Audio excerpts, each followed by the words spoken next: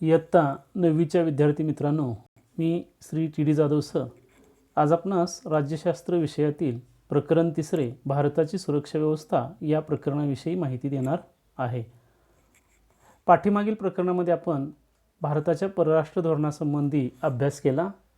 परकीय आक्रमण आणि अंतर्गत अव्यवस्थेपासून संरक्षण करणे, सीमारेषा सुरक्षित ठेवणे हे राष्ट्राचे प्राथमिक हितसंबंध असतात. हे आपल्याला पाठीमागच्या प्रकरणातून समजलेलं आहे. त्यासाठी प्रत्येक राष्ट्र राष्ट्रीय पातळीवर एक भक्कम सुरक्षा व्यवस्था निर्माण करत असतं. भारताने अशी राष्ट्रीय सुरक्षा व्यवस्था निर्माण केलेली असून भारताची सुरक्षा व्यवस्था या प्रकरणामध्ये आपण त्याचं स्वरूप आणि सुरक्षा व्यवस्थेसमोरील आव्हाने विचारात घेणार आहोत. राष्ट्रीय सुरक्षा म्हणजे नेमकं काय हे आपण पहिल्यांदा समजून घेऊया. आंतरराष्ट्रीय व्यवस्था सार्वभौम राष्ट्रांची बनलेली आहे. ही सार्वभौम राष्ट्रे जरी एकमेकांना सहकार्य करत असली तरी त्यांच्यात काही वेळेस संघर्ष होत असतात. सार्वभौम म्हणजे स्वतंत्र राष्ट्र. राष्ट्रामध्ये सीमारेषे संबंधी वाद असतात तर काही वेळेला पाणी वाटपावरून त्यांच्यामध्ये संघर्ष निर्माण होत असतात.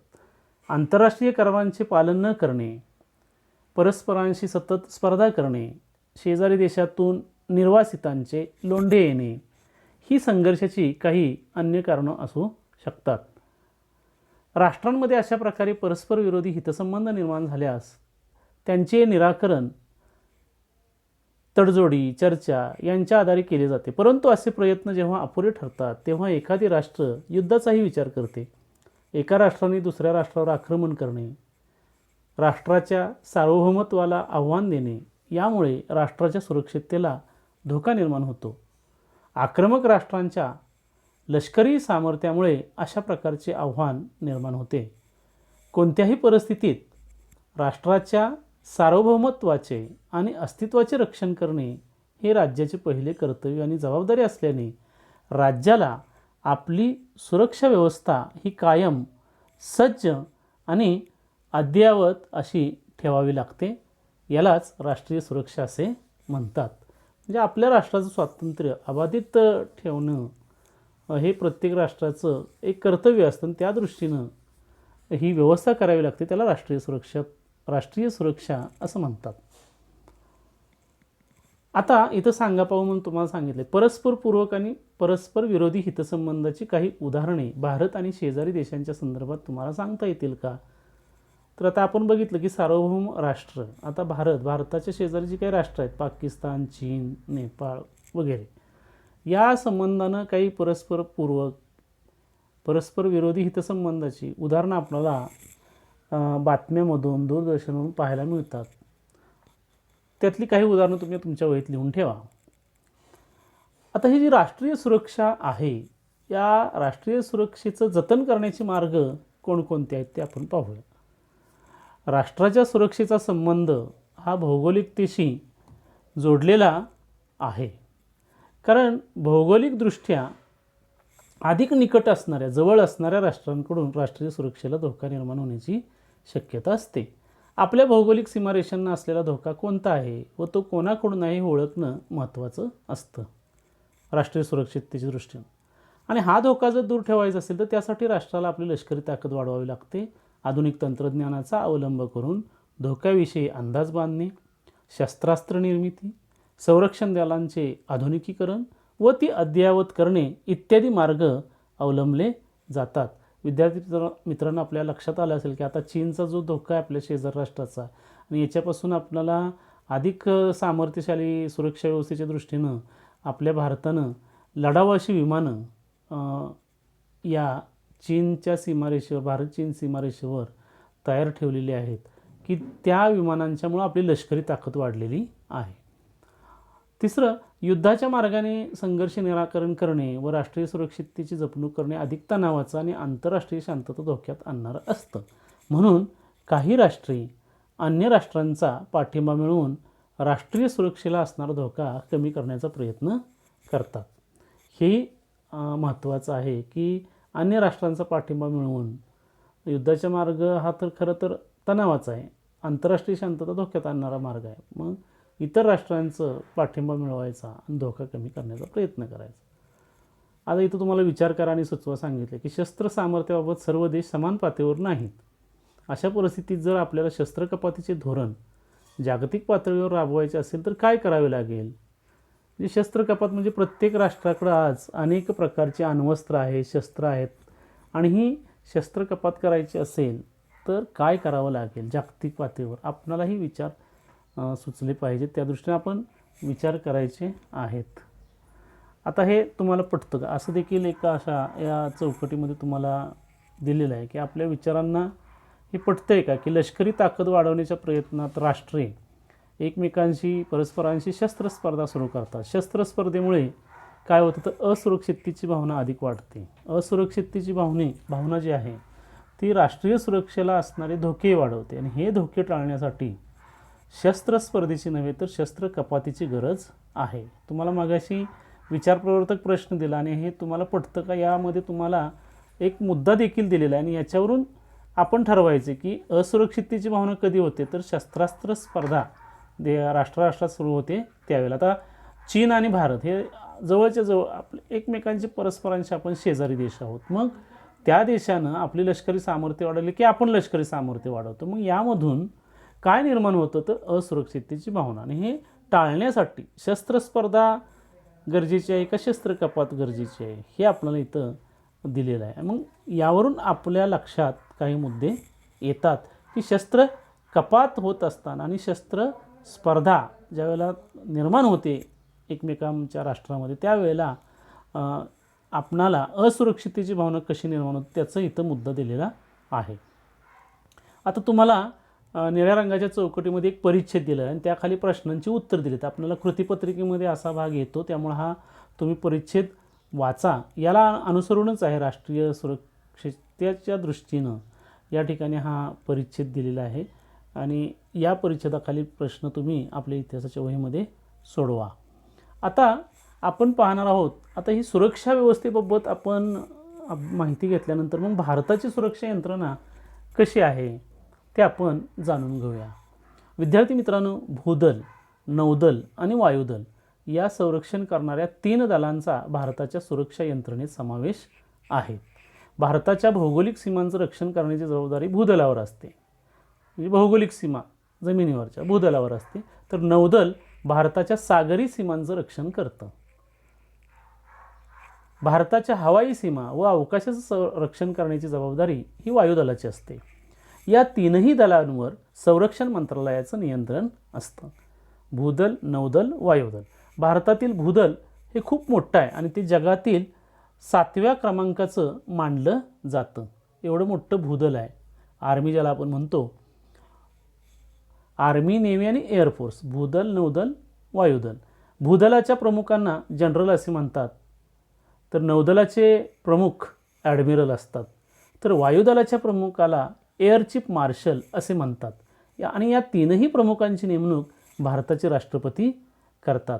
आता तुम्हाला इथं 3 चित्र दिसत आहेत, एक भूदल, नौदल आणि वायुदल. तर आपल्या लक्षात येईल की रणगाडे हे जमिनीवर युद्धासाठी वापरले जातात. भूदल हे नौदल म्हणजे समुद्रामध्ये या ज्या काही प्रचंड अशा जहाजं बोटी असतात त्या दृष्टीनं याच्यातून नौदल संरक्षण केलं जातं भारतीय सीमांचं. आणि हे वायुदल, एअरफोर्स. आणि ही 3 दलं भारताच्या सुरक्षा व्यवस्थेचं काम करतात. आणि या 3ही आता हे 3 दलं आहेत त्यांचे प्रमुख कृतीपत्रिकेमध्ये विचारलं जातं. या कृतीपत्रिकेच्या दृष्टीने याचा अभ्यास चांगला करायचा आहे. आणि या 3ही प्रमुखांची नेमणूक राष्ट्रपती करत असतात. भारताचे जे राष्ट्रपती असतात विद्यार्थी मित्रांनो, ते सर्व संरक्षण दलांचे सरसेनापती असतात. Supreme commander of the defence forces. राष्ट्रपतींच्या संमतीशिवाय संरक्षण दलांना युद्ध अथवा शांततेसंबंधी निर्णय घेता येत नाही, कारण राष्ट्रपती नागरी सत्तेचे प्रतिनिधित्व करतात. लोकशाहीत नागरी नेतृत्व लष्करी नेतृत्वापेक्षा श्रेष्ठ मानले जाते. भारताच्या सुरक्षा यंत्रणेतील 3ही संरक्षण दले अद्ययावत असावीत, म्हणजे प्रगतिशील असावीत, आधुनिक काळाला अनुसरून असावीत. यासाठी अनेक उपाययोजना केल्या जातात. त्यासाठी काही संशोधन संस्थाही स्थापन केलेल्या आहेत. संरक्षण दलातील सर्व श्रेणींच्या व्यक्तींना आपले काम उत्तम प्रकारे पार पाडता यावे यासाठी आपल्या देशात अनेक प्रशिक्षण संस्था आहेत. उदाहरणार्थ पुणे येथील नॅशनल डिफेन्स अकॅडमी, दिल्ली येथील नॅशनल डिफेन्स कॉलेज इत्यादी अशा प्रकारच्या प्रशिक्षण संस्थांमधून इथं संरक्षण दलातील सर्व श्रेणीच्या व्यक्तींना आपलं काम उत्तम प्रकारे पार पाडता याव्यासाठी इथं प्रशिक्षण दिलं जातं. तर विद्यार्थी मित्रांनो, या भूदल, नौदल, वायुदल याच्या जोडीला भारतातील संरक्षण दलांना मदत करण्यासाठी निमलष्करी दलं असतात. ती पूर्णतः लष्करी नसतात व नागरी नसतात. म्हणजे याचा अर्थ काय, ती पूर्ण लष्कर नसतात आणि नागरीसुद्धा नसतात, म्हणून त्यांना निमलष्करी दल असं म्हणतात. म्हणजे एकच हेतू, संरक्षण दलांना सहाय्य करणे. म्हणजे भूदल, नौदल, वायुदल असेल त्यांना सहाय्य करणे हे त्यांचं प्रमुख काम असतं. मग त्यामध्ये कुठली कुठली दलं असतात, ही सर्व निमलष्करी दलं असतात. मग निमलष्करी दलामध्ये काय काय येतं बघा. सीमा सुरक्षा दल, बॉर्डर सिक्युरिटी फोर्स, तटरक्षक दल, कोस्ट गार्ड, केंद्रीय राखीव पोलीस दल, सेंट्रल रिझर्व्ह पोलीस फोर्स, जलद कृती दल, रॅपिड ॲक्शन फोर्स, या सर्वांचा निमलष्करी दलात समावेश होतो. आता बघा, रेल्वे स्थानकं, तेलाचे साठे, पाणी साठे इत्यादी महत्त्वाच्या ठिकाणाचं संरक्षण करण्याची जबाबदारी निमलष्करी दलांची असते. तसेच नैसर्गिक किंवा मानवनिर्मित ज्यावेळेला आपत्ती निर्माण होते, या आपत्तींचं व्यवस्थापन करण्यामध्ये या निमलष्करी दलांची फार मोठी जबाबदारी असते, सहभाग असतो. शांततेच्या काळात देशाच्या आंतरराष्ट्रीय सीमांचं रक्षण करण्याची जबाबदारी या निमलष्करी दलांवर असते.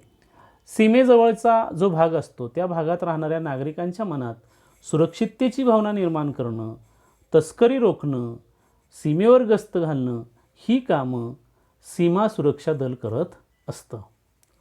आता भारताच्या सागरी किनाऱ्यांचं रक्षण करण्यासाठी तटरक्षक दलाची निर्मिती करण्यात आलेली आहे. जसं नौदल आहेच, परंतु सागरी किनाऱ्यांचं रक्षण करण्यासाठी तटरक्षक दल याची निर्मिती केलेली आहे. भारताच्या सागरी हद्दीतील मच्छीमारी व्यवसायास संरक्षण देणे, सागरी मार्गावरील चोरटा व्यापार थांबवणे ही कामं तटरक्षक दल पार पाडत असतं. कायदा व सुव्यवस्था राखण्याच्या कामी वेगवेगळ्या राज्यातील प्रशासनात मदत करण्याचं काम केंद्रीय राखीव पोलीस दल करतं. आता आपल्याला माहिती आहे की आता आपण कराडमध्ये राहतो, काही शहरामध्ये राहणारे असतात, काही ग्रामीण भागामध्ये राहणारे असतात. आता अशा वेळेला ज्यावेळेला कायदा सुव्यवस्थेचा प्रश्न निर्माण होतो त्यावेळेला राज्यातील प्रशासनाला मदत करायला बघा केंद्रीय राखीव पोलीस दलाच्या गाड्या येतात बघा, आणि ही गाडी मग त्या ठिकाणी येते आणि सुरक्षेचं काम पाहत असते.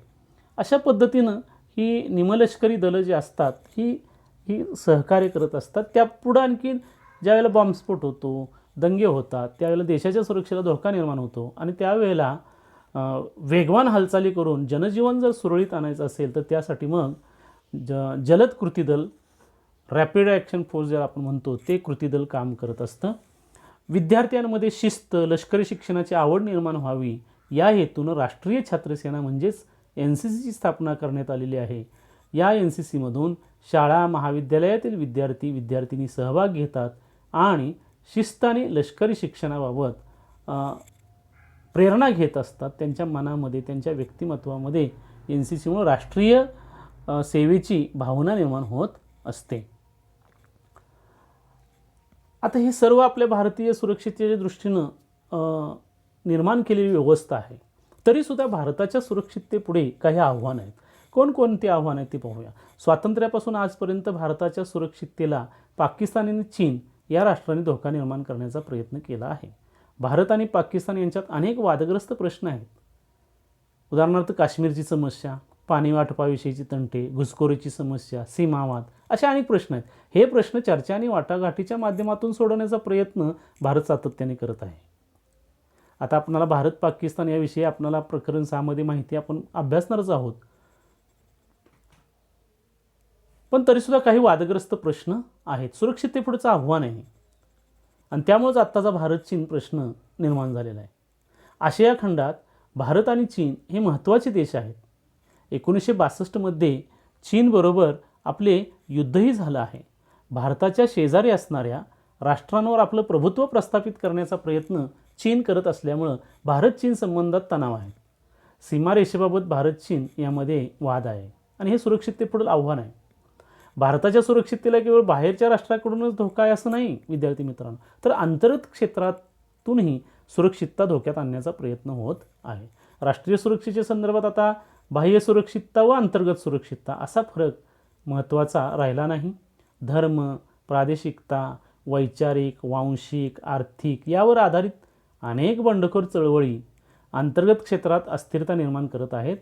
त्यामध्ये उदाहरणार्थ जर बघायला गेलं तर नक्षलवादी चळवळ हे आपल्याच देशातले आहेत मंडळी, परंतु आपल्याच देशातील सरकारच्या विरोधात ह्या चळवळीच्या माध्यमातून एक सुरक्षिततेला आव्हान देणारा प्रश्न निर्माण होत आहे. दहशतवाद हे भारताच्या अंतर्गत सुरक्षिततेच्या संदर्भातील मोठं आव्हान आहे. दहशतवाद ही एक आता जागतिक समस्या आहे. दहशतवाद नष्ट व्हावा म्हणून भारत खूप प्रयत्नशील आहे. आपल्याला दहशतवादाबद्दल माहिती आहेच. आता त्यातून पुढं जाऊन जसं राष्ट्रीय सुरक्षा तसं पुढं मानवी सुरक्षा. राष्ट्रीय सुरक्षिततेच्या कल्पनेत शीतयुद्धानंतरच्या काळात बदल झाला असून ते आता व्यापक झालेले आहे. राष्ट्रीय सुरक्षा म्हणजे केवळ देशाची सुरक्षा नाही, तर त्यात राहणाऱ्या माणसाची देखील सुरक्षा असा नवीन विचार आता आलेला आहे. कारण देशाची सुरक्षा म्हणजे काय, तर अंतिमतः माणसासाठीच असते. म्हणून माणूस केंद्रस्थानी ठेवून नव्यानं केलेल्या सुरक्षेचा विचार म्हणजेच मानवी सुरक्षा होय. मानवी सुरक्षेत माणसांचे सर्व प्रकारच्या धोक्यापासून संरक्षण करून त्यांना शिक्षण, आरोग्य व विकासाच्या संधी प्राप्त करून देणं अपेक्षित असतं आहे. निरक्षरता, दारिद्र्य, अंधश्रद्धा, मागासलेपणा दूर करून सर्वांना सन्मानाने जगण्यासाठी पोषक परिस्थिती निर्माण करणे याचाही समावेश मानवी सुरक्षेत होतो. हे मुद्दे तुम्ही लक्षात ठेवा. अल्पसंख्य व दुर्बल गटांच्या हक्कांचे संरक्षण ही मानवी सुरक्षेसाठी आवश्यक आहे. आता मानवी सुरक्षेला जसं राष्ट्रीय सुरक्षेला आव्हान आहेत तसं मानवी सुरक्षेला असणारी आव्हानं आहेत. त्यामध्ये मानवी सुरक्षेला असणारं सर्वात मोठं आव्हान म्हणजे दहशतवाद. दहशतवादाचे लक्ष्यच सामान्य निरपराध माणसं असतात. त्यांच्या मनात दहशत किंवा भीती निर्माण करून त्यांच्यामध्ये असुरक्षिततेची भावना निर्माण करणे हा दहशतवादाचा हेतू असतो. त्यामुळं मानवी सुरक्षेसाठी दहशतवाद नष्ट करणं आवश्यक आहे. 26/11 आपणाला दहशतवादी हल्ला माहीत असेल.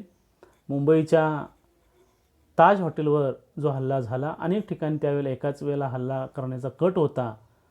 रेल्वे स्थानकावर झालेले मुंबईतले हल्ले असतील दहशतवादी, याच्यातून काय तर मानवी सुरक्षा धोक्यात येते. अशा वेळेला त्याच्यापासून संरक्षण करण्यासाठी फार प्रयत्न करावे लागतात आणि म्हणून हा दहशतवाद आहे. मानवी सुरक्षेसाठी दहशतवाद नष्ट करणं आवश्यक आहे. आता इथं तुम्हाला चर्चा करा म्हणून दिलेलं आहे. आता या चर्चेमध्ये मानवी सुरक्षेसाठी लोकशाही शासन व्यवस्थाच उपयुक्त आहे असे तुम्हाला वाटतं का? चर्चेत तुम्ही मुद्दे कोणते मांडाल आणि मानवी सुरक्षेसाठी कौटुंबिक पातळीवर कोणते प्रयत्न करता येतील, हे 2 प्रश्न तुम्हाला या चर्चा करण्यासाठी सांगितले. ज्यावेळेला तुम्ही एकत्रित असाल त्यावेळेला ही चर्चा होऊ शकते की लोकशाही राष्ट्र, आपल्या देशात लोकशाही आहे, आपण लोकशाही प्रधान देशात राहतो आहोत आणि मानवी सुरक्षिततेसाठी लोकशाही व्यवस्था उपयुक्त आहे का, ते का, आणि कौटुंबिक पातळीवर सुद्धा मानवी सुरक्षिततेचं प्रयत्न झाले पाहिजेत.